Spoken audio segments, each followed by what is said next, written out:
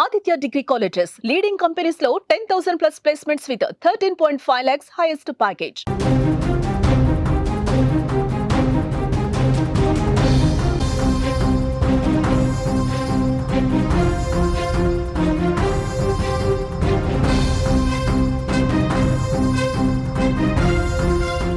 మరో breaking news చూస్తున్నాం. Vaishnavi murder కేసుపై లోకేష్ తల్లి స్పందించింది.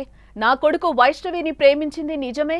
అదే విషయంపై లోకేష్ ను చాలాసార్లు మేము మందలించామని కూడా లోకేష్ తల్లి దస్తదీరమ్మ చెప్తోంది. వైష్ణవిని గండికోటకు తీసుకెళ్లింది కూడా నిజమే, కానీ ఆమెను అక్కడ ఒంటరిగా వదిలేసి రావటం నా కొడుకు లోకేష్ తప్పే. వైష్ణవిని లోకేష్ ప్రాణంగా ప్రేమించాడు, అలాంటిది దారుణంగా ఎలా హత్య చేస్తాడు అంటూ కూడా లోకేష్ తల్లి దస్తదీరమ్మ అంటున్నారు. నా కొడుకు నిజంగా తప్పు చేస్తే ఏ శిక్ష అయినా విధించండి, దానికి సిద్ధం కూడా అంటూ కూడా లోకేష్ తల్లి చెప్తున్న పరిస్థితులు కనిపిస్తున్నాయి. గండికోటలో వైష్ణవి మర్డర్ కేసుపై నిందితుడిగా ఆరోపణలు ఎదుర్కొంటున్న లోకేష్ తల్లి స్పందించడం జరిగింది. వైష్ణవిని తన కొడుకు లోకేష్ ప్రేమించిన మాట నిజమేనని, అదే విషయంపై అనేక సార్లు మందలించామని కూడా తల్లి చెప్తున్నారు. వైష్ణవిని లోకేష్ ప్రాణం కన్నా ఎక్కువగా ప్రేమించాడని, అలాంటి వ్యక్తి ప్రేమించిన అమ్మాయిని ఎలా చంపుతాడని కూడా లోకేష్ తల్లి ప్రశ్నిస్తున్నారు. వైష్ణవిని గండికోటకు తీసుకెళ్లింది నిజమే, కానీ ఆమెను అక్కడ ఒంటరిగా వదిలేసి రావడం లోకేష్ తప్పేనంటూ కూడా తల్లి కూడా ఆవేదన వ్యక్తం చేస్తోంది. ఒకవేళ ఆరోపణలు వస్తున్నట్లు లోకేష్ ఇంతటి దారుణానికి పాల్పడితే ఎలాంటి శిక్ష వేసినా తనకు అంగీకారమే అంటూ కూడా లోకేష్ తల్లి దస్తదీరమ్మ చెప్తున్నారు. అసలు ఏమన్నారో ఆ మాటలను ఒకసారి వినే ప్రయత్నం చేద్దాం. వాళ్ళు కొట్టుకుంటూ వచ్చినారు, మాకు చెప్పలేదు. మీ పిల్లోడు ఇట్లా పటాకులు పెట్టినారని చెప్పినారు, కానీ మీ పిల్లోడు మా పిల్లని ప్రేమిస్తారని చెప్పలే. ఆ బుట్లో మళ్ళా పక్కన వాళ్ళు చెప్పినారు, ఆ పిల్లని ప్రేమిస్తారంటే వాడు ఇష్టంగా వాళ్ళ ఇంటికాడ పటాకులు పెట్టినాడు అని చెప్పినారు. మనకి తర్వాత మీరేం చేసినారు? మా పిల్లోని మేము కొట్టుకున్నాం. అట్లా నైనా పెట్టొద్దు, అట్లా ఇదానా పోయి వాళ్ళ ఇళ్ళకాడ పటాకులు పెట్టొద్దు మనము అని మేము అడిచి మా పిల్లోని మేము కొట్టినాం. వాళ్ళు కొట్టినది మా పిల్లోడు మాకు వచ్చి చెప్పలే. కొట్టినారు మా పిల్లోని దావన పట్టుకొని ఏంటి పటాకులు పెట్టినారని. నిన్న గండికోటకు పోతున్నారని నిన్న వచ్చింది సార్. మాకు గండికోటకు పోయేది నాకు తెలియదు. మా పిల్లలకు బాగాలేక మేము హాస్పిటల్లో ఉన్నాము.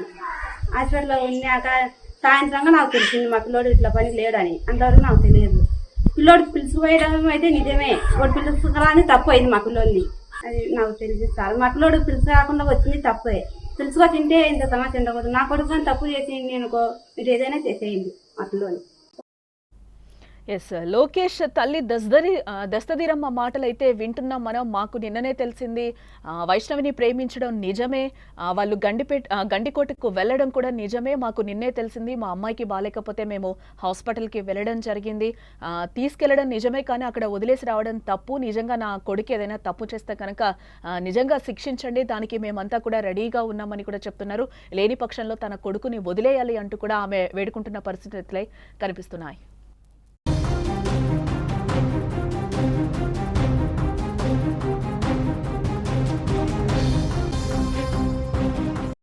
ప్రియుడు చంపలేదు, ఆత్మహత్య జరగలేదు, మరి మైనర్ బాలిక ఎలా చనిపోయింది?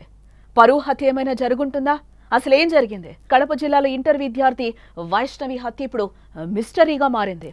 బాలికను ప్రియుడు లోకేష్ హత్య చేశాడని మృతురాలి కుటుంబ సభ్యులు ఓ పక్క నుంచి ఆరోపిస్తూ ఉండగా, అసలు మైనర్ బాలిక హత్య కేసులో ప్రియుడు లోకేష్ ప్రమేయం లేదని పోలీసులు పేర్కొనడం ఇప్పుడు సంచలనంగా మారిందని చెప్పుకోవచ్చు.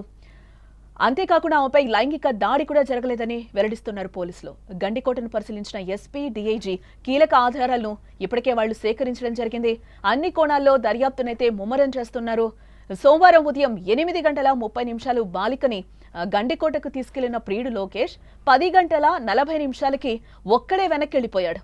బాలిక కాలేజ్కి వెళ్లలేదనే విషయం ఇంట్లో తెలిసిందని భయపడి తనను అక్కడే వదిలేసి లోకేష్ వెళ్లిపోయినట్లుగా పోలీసులు కూడా వెల్లడించారు. ఆ తర్వాత గండికోటకు బాలిక అన్న సురేంద్ర వెళ్లినట్లుగా కూడా గుర్తించడం జరిగింది. ఆ తర్వాత ఏం జరిగిందనేదే ఇక్కడ తెలియాల్సింది.